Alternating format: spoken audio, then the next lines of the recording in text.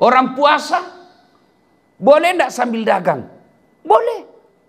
Lagi tunggu buka puasa, tiba-tiba datang, "Oi, berapa gas?" "Ai, naik gas, hilang semua." Berapa minyak goreng?" "Beuh, ngambil semua cadek." "Nah, cini minyak goreng muka kata, anak until." Iya toh? Boleh. Tapi boleh enggak orang sholat sambil nyanyi? Allahu Akbar.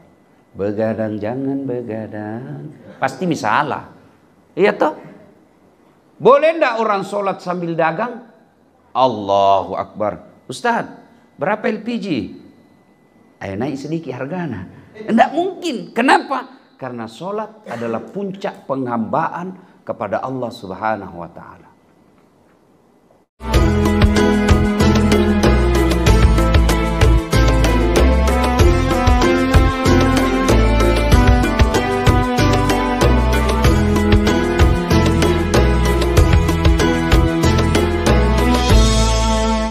Musuhmu bukan 01, musuhmu bukan 02, musuhmu bukan 03, musuhmu bukan aparat, musuhmu bukan polisi, musuhmu bukan tentara, tapi musuhmu adalah setan, di mana setan itu musuh yang nyata bagi kalian. Begitu kata Allah.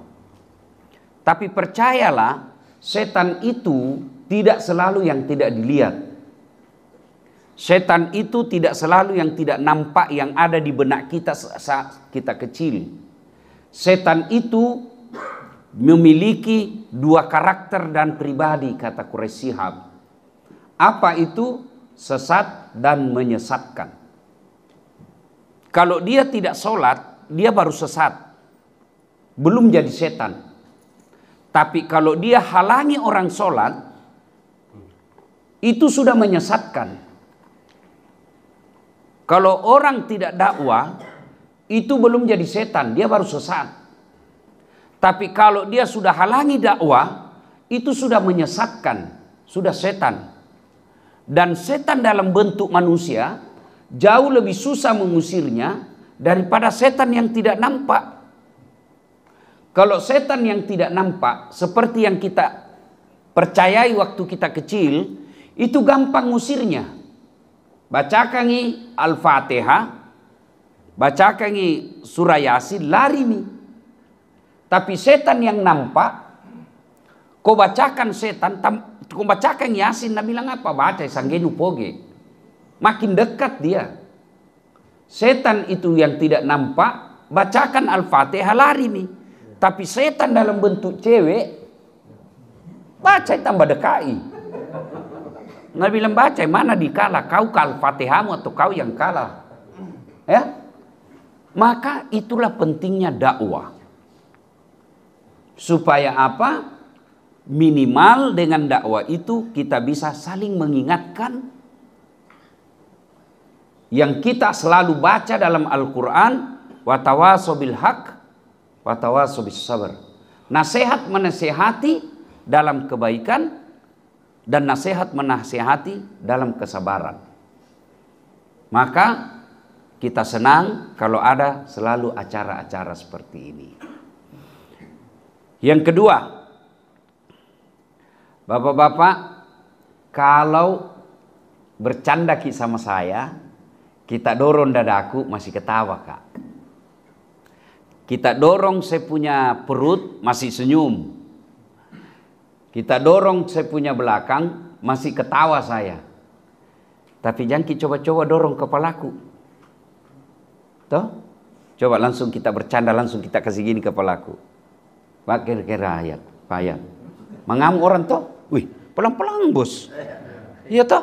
Kenapa? Harga diri tubuh kita ini kepala. Alena beliau ulu.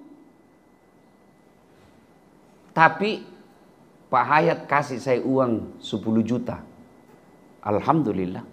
Masya Allah. Hoax.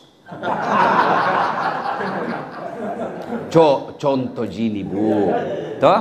Nah kasih ke uang 10 juta. Tapi pakai kaki. Kira-kira bagaimana perasaanku? Nabi bilang, dasarnya 10 juta. Kira-kira bagaimana perasaanku, Pak? Saya pasti bilang, pelan-pelan Pak ya. Biar semiskin yang kau hina, Kak Us. Kenapa? Kaki anggota tubuh paling hina. Tapi ketika kita sujud di hadapan Allah, coba Ibu, ini kepala yang paling mulia, kaki yang paling hina. Allah bilang, saat kasih tunduk itu kepalamu, alena beliau, itu kepalamu yang paling mulia, rendahkan serendah-rendah sehina-hinanya dengan kakimu. Kenapa? Kau berhadapan dengan saya, Tuhanmu. Itulah sebabnya kita katakan, Allahu Akbar. Ini mi puang malopo, ia ataka. Iko puang lo sompa, ia ataka puang. Maka heran tentunya, kalau ada orang rajin sholat tapi masih sombong. Heran tentunya kalau ada pejabat ngomongnya sombong dan takabur. Itulah sebabnya agama mengajarkan inna salata tanha anil fahsya'i wal munkar. Salat itu mencegah kita dari perbuatan keji dan mungkar. Itulah sebabnya puncak dari penghambaan kepada Allah, salat. Kalau orang dagang, orang haji, boleh orang sambil dagang. Pak Hayat bawa jamaah pergi haji dan umroh. Dia titip rokok di kopornya jamaah. Masya Allah. Boleh, boleh dagang. Iya toh? Boleh orang haji lagi dagang, boleh. Bawa karpet pulang, jual boleh. Boleh ndak orang tawaf sambil nyanyi? Boleh. Coba orang tawaf itu banyak dilihat. Labbaik Allahumma labbaik, labbaik la syarika laka labbaik. Dia sambil nyanyi-nyanyi dia tawaf. Orang puasa boleh ndak sambil dagang? Boleh. Lagi tunggu buka puasa, tiba-tiba datang, berapa gas? Naik gas, hilang semua. Berapa minyak goreng? Ngambil semua cadek.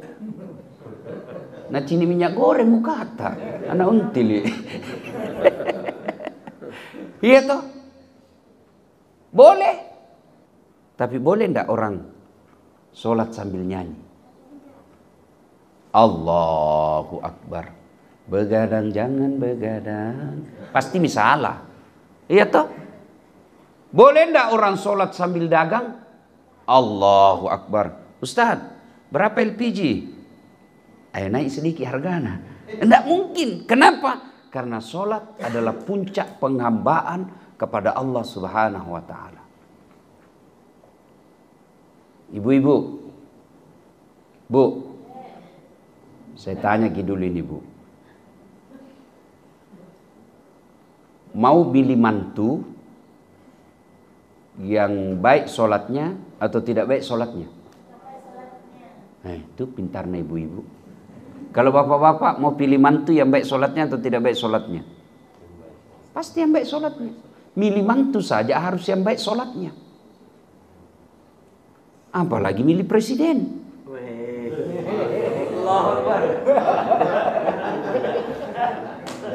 Enggak ada hubungannya sama pilpres ini, enggak ada hubungannya. Enggak ada. Ya, coba. Salah satu saya tentang sombong saja ini. Karena sombong itu sifat yang paling menyesatkan. Salah satu makhluk Allah yang Allah berikan kekuasaan, yang Allah berikan kekayaan, yang Allah berikan status sosial yang tinggi karena dia bangsawan, Fir'aun laknatullah alaih. Itu makhluk yang paling sombong di dunia, Fir'aun. Puncak kesombongannya, dia lantik dirinya menjadi Tuhan. Dia lantik dirinya jadi Tuhan karena sombongnya itu Fir'aun. Maka Allah utus. Jangan lewat-lewat. Jangan takabur. Jauh matempo. Karena kekuasaan itu milikku, saya titip di sama kamu. Maka Allah utus siapa? Musa alaihi salam. Fir'aun waktu itu bikin dekrit. Perda. Kalau ada anak laki-laki lahir, bunuh.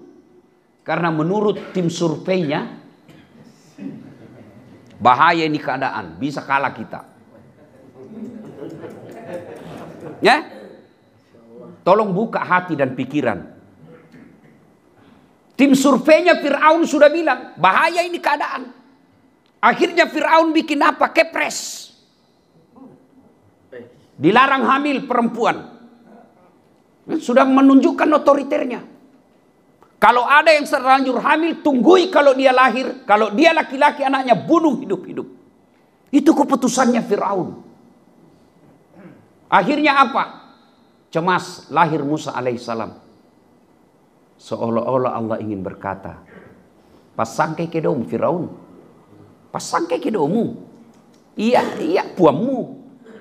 Allah tunjukkan Firaun yang punya keputusan bunuh anak laki-laki, justru Musa kecil mengalir dan masuk di pekarangan istananya Firaun. Mau dibunuh sama Firaun, datang istrinya. Ajak pak, ajak. Jangkit. Lama mak mau punya anak. Allah tunjukkan lagi kuasanya. Kalau perempuan ikut campur kekuasaan.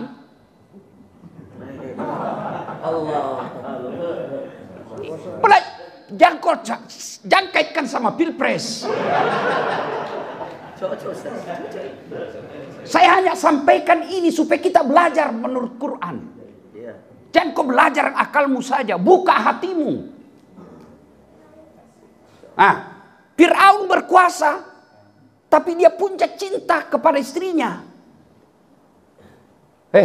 Jangko, saya mau itu, saya mau pelihara. Akhirnya Fir'aun takluk. Dan itu beberapa kali dipelajarkan dalam Quran. Siapa yang menggoda Nabi Adam sehingga tersesat? Hawa. Siapa? Siti Hawa. Lalu siapa yang membocorkan ketika rafatnya kafir Quraisy mau membunuh Muhammad sallallahu alaihi wasallam waktu itu? Keputusan Muhammad mau dibunuh. Jangan bocor ini rapat. Kalau ada yang bocorkan kita penggal. Siapa yang bocorkan hasil rapat? Ada bapak-bapak dia cerita sama istrinya. Makanya rahasia negara jangan kau kasih tahu istrimu, bocor. Jangan buka pilpres, bukannya ini.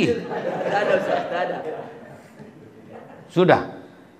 Akhirnya Musa dibesarkan dalam lingkungan istananya Fir'aun. Bahasa kasarnya kita sekarang ini anak angkat itu Nabi Musa. Lalu dilihat lingkungan istana, banyak ndak beres sini. Banyak ndak cocok ini. Musa alaihissalam dia tinggalkan istana lalu melakukan pembangkangan atau perlawanan. Apa dia berkhianat? Tidak. Apa dia Nabi Musa berkhianat kepada Fir'aun yang membesarkannya? Tidak. Tapi dia lihat ada yang tidak beres. Tentu akan lagi berbicara. Kalau Allah berkehendak, kan semua kekuasaan ini Allah yang kasih. Lalu kalau begitu, kenapa Allah kasih kekuasaan kepada Fir'aun? Kenapa Allah kasih kekuasaan kepada Namrud? Kenapa Allah kasih kekuasaan kepada Abu Jahal, Abu Lahab? Waktu itu, kenapa? Allah ingin sampaikan kepada kalian. Begini loh kekuasaan kalau dia tidak dibawa kekuasaan Allah.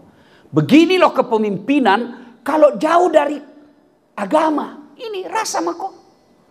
Yang kedua, untuk apa Allah hadirkan Fir'aun? Supaya jadi ladang amal buat kalian. Allah sudah tahu siapa yang jadi presiden 2024. Sudah nak tahu itu. Allah sudah catat. Cuma Allah mau tahu saat kau sama siapa. Belajar lagi kita dengan kisahnya. Ibrahim alaihissalam. Kan dibakar itu Ibrahim dalam api yang sangat besar. Lalu datanglah makhluk yang bernama burung pipit. Ibu-ibu tahu burung? Tahu burung ibu? Burung pipit besar atau kecil?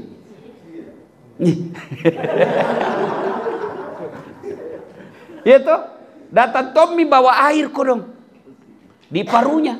Kah masih datang Tongi, api seperti lapangan karebosi.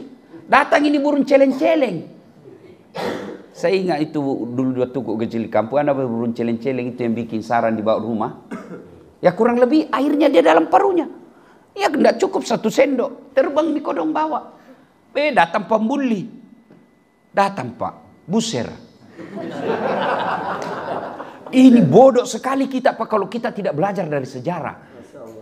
Itu sebabnya Quran itu lebih banyak sejarah karena pasti ada hikmahnya. Datang itu kodong dibully sama buser. Mana bisa menang kecil surveinya. Cari mati, ndak mungkin. Ndak ndak gagal duina. Ndak mungkin. Itu buser Pak.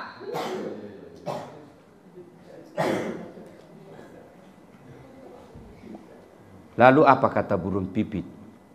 Kan Nabi bilang itu cicak. Toh? Mana bisa kau padamkan? Mau itu air runcit dek mi. Lapangan api melopo baga. Ini kan masuk akal toh? Mana bisa? Logikanya iya. Tapi kita bagi orang beriman, dengar kata burung pipit. Saya tidak urus itu padam atau tidak. Bukan urusanku itu api mati atau tidak. Saya hanya ingin Allah tahu saya bersama Ibrahim alaihissalam. Supaya nanti kalau mati Kak, jelas pertanyaannya. Saya bisa menjawab. Maka kekuasaan kalau lepas dari ketawaduan, kerendahan hati, maka kekuasaan akan melahirkan orang-orang sombong. Dan kalau orang-orang sombong telah berkuasa, maka rakyatnya dianggap sesuatu yang hamba sahaya. Nah, itu gunanya orang sholat. Ya, sujud di hadapan Allah. Supaya apa? Kita tahu semua ini hanya titipan dari Allah Subhanahu wa taala.